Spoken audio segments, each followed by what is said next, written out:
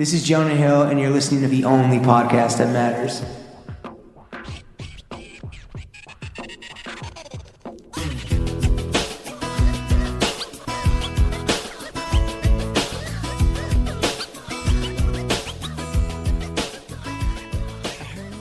Throw Gang, we are joined by Disgustivist Lawrence Schlossman and myself, the shaman of shipping and handling shirts on your doorstep now. James Harris, welcome to the weekly Running the Boys. What's today's full episode only available on? Patreon.com/the-disgusting-brothers. No, actually, throwing fits. But if you're listening, please go there. You probably already know this. Please I don't wonder pay. if someone, that's a fire name for a podcast. The Disgusting Brothers. Yeah, but please don't go to the Disgusting Brothers Patreon and subscribe there. Yeah. We need all the money we can get so that we can continue to make more cut and sew. That's fucking right. Before we get into deleting beers on the jumbotron, selling out of the most popular shirt of the year, and hitting the Masters next week. Woo, keep it on the fairway. Let's get into a fit check. Why don't you start us off? You are wearing a jacket indoors. Yeah, well, it was a little cold. Now it's getting hot. But I was wearing Clark's Wally's, the fucking most reliable shoe of all time, arguably. Maple suede lows. Nike Drifties. Sham's favorite John of mine that I own.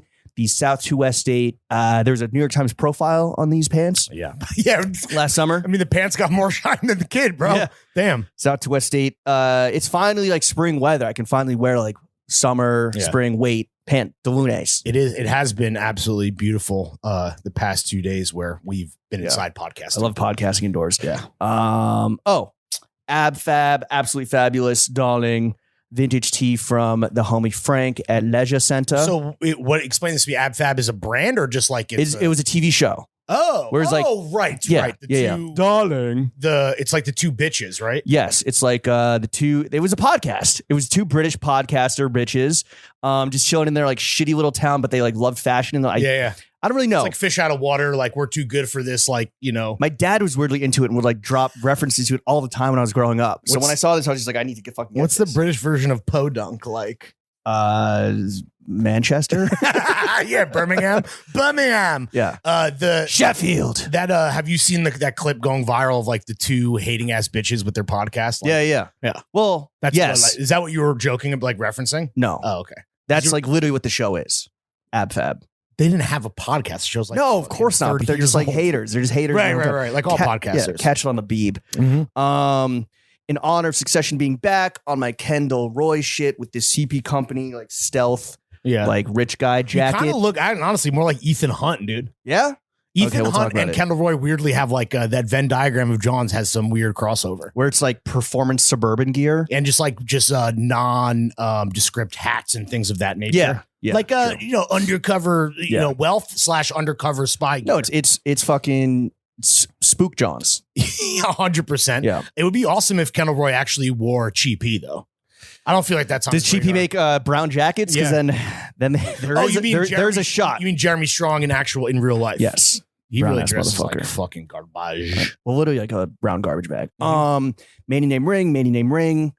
Hanes boxers, sipping on a DC and Greenpoint's finest. Lawrence, I'm gonna take this jacket off because it is fucking hot. It was cool that you just want to shout out to fam, but yeah, Shell CP Shell R. This is some shit. I actually picked this up at the CP sample sale that they had at Leisure Center that Rylan and Frank did at Leisure Center. And I don't really know what this it's like a track sub fucking brand is. Is it a sub brand or is that the model? Proprietary soft shell stretch fabric utilizing recycled nylon. Fucking learn something every day. Sick, bro. It's like some sailing shit or something. Yeah. Well, yeah, or just like Roadman, Italian Roadman shit, whatever. Road Womo. Yes, there it is. I wore Jound Asics to the crib. I am wearing Shiro socks. I have on Our Legacy Workshop Dickies. I have a CK1 Palace Pleaser. Over that, I have an MF Pen Throwing Fits Collaborative button-up shirt.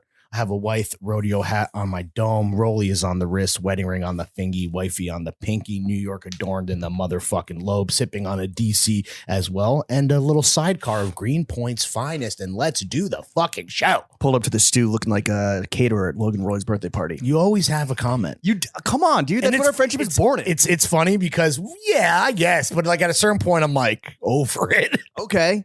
Dress better. Yesterday, too, when I pulled up to do the AMA, literally the first thing you say to me is, what's that shirt? but not in a way where like, Wait, what was it? it was 3.6. That's why I was like, No, I mean, but I was like, you're trying to do Sexy Larry, and Yes, that's cool because like Sexy Jimmy was like on my see-through shit, nips out last summer. I'm glad to see that you're on the sexy wave. Yeah, welcome, brother. I believe you asked that on Mike in one of the 1 million interruptions that you got out. Yeah, you're welcome. AMA Fab 5 coming next week because we're going to be in Augusta for the Masters because we are the fucking shit. What did you think of the AMA? I mean, there's a whole section My bad. in the run a show. If you want, are you driving still? No, that's I'll turn right. this car around. Yeah, I'll turn this damn car around. I'm going to ask you if you like driving. I mean, you fucking bricked it. You bricked the AMA in the very beginning, which we'll get to. Whoa. Okay. I don't know about. Well, let's see. Well, I'll reserve all judgments for you to be a piece of shit in like what T-minus 5 minutes. Exactly. Let's keep the vibes positive, Lawrence. Yeah, Come my on. bad. Let's be. I know you don't have the run a show in front of you, but it says keep it positive. So, Yeah. come on, No, can we do aware. that? Can you do that for me? Sure. Can buddy. you keep it positive? Absolutely. Thank you. All right. Fit check, drink check complete. Let's talk about the big news from last week, which All right. feels so long ago, but it really was only just a 45-minute blip in the universe, which was the Throwing Fits A first that reverberated forever. Yes. The flap of an overshirt's wings, Of a collar, of an overshirt collar. the flap of a beefy cuff. Yeah. The Throwing Fits first ever cut and sew product, the overshirt, the only overshirt that matters, sold out in 45 minutes. I don't think it's smart to say how many exactly sold out. No. Or how many we You are sold. telling a lot of our industry friends, though. Yeah, a lot of industry people, because all the industry people, when they hear how many were sold, they're like, holy shit, like literally no brand is doing that. Yes, we're putting out one Yes. product. So like grain of salt. And we've been, but everyone's been super, very like impressed, I would say. Yeah, and we've been putting in like 10 years of marketing legwork building up to one moment. I will say that I saw one comment where someone was seemingly making fun of us about like what they assumed was a small quantity of shirts because I guess they missed out. And I think people, listen, we're going to make more of the next thing now that we know that there's such a hunger and appetite. And like, obviously the shit is good and speaks for itself. But I think people, would be pleasantly surprised to know how much we actually killed it. I think they want us to win. They want to support us. Absolutely. And I mean, we only are winning because of you guys and Yes, because of of course. shout out to you, the customer, to quote Hove. But I saw a graphic that was going around about like, I'm not going to give away too much, but just a graphic of like, hey, like we made this much, we made this many units, this is what it cost. Oh, the Noah shit. Okay. Yeah. Now you can go look at that number and do the fucking math and know how much we sold. No, it's not exactly. But to know that a brand like Noah is doing similar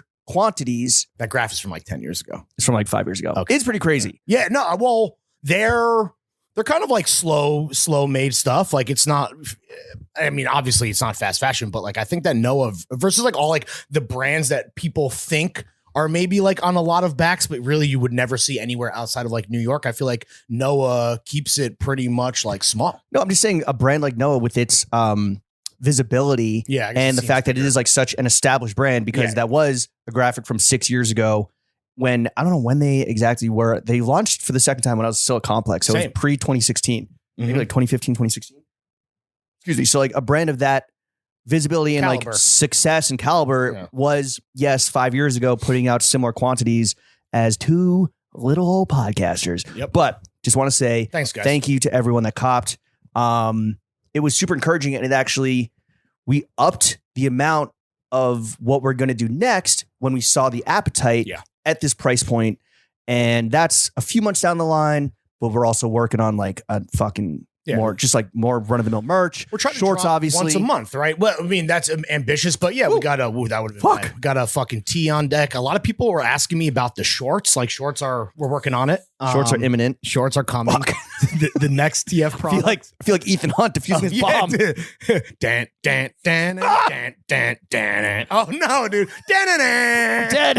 This Coke Or am I? This Coke will self-destruct in 5 seconds. Monologue. Yeah. So got some stuff planned. So if you weren't a fan of the overshirt, one, you're an idiot. Two, maybe you couldn't get it in time. I think that you and I, when we were planning the rollout, we were like, okay, this is going to maybe be 48, 72 hours. Like we're going to hopefully move through all of these, but we're like planning out like our assets and our marketing. And then literally 45 minutes later, it's another fucking wrap. And truthfully, it was like the more kind of like, we obviously, the way that we did the size run was loaded up on like M, L, XL, mainly M and L, and like small sold out first. Yeah. Because I think we were like telling people to size down. I mean, it's a bell curve, really. Then right? M, then L, then Big boys came Then through. double XL actually sold out first because we only made a few of those. And then we were like, that was in like 30 minutes. And then we are kind of just watching like 5, Get deleted. 4, 3, a live deletion. Yeah, watch So it was like 30 minutes to like basically sell everything except for a few XL stragglers. And then thank you to those big boys that came through at the last minute at the buzzer to give us a sellout.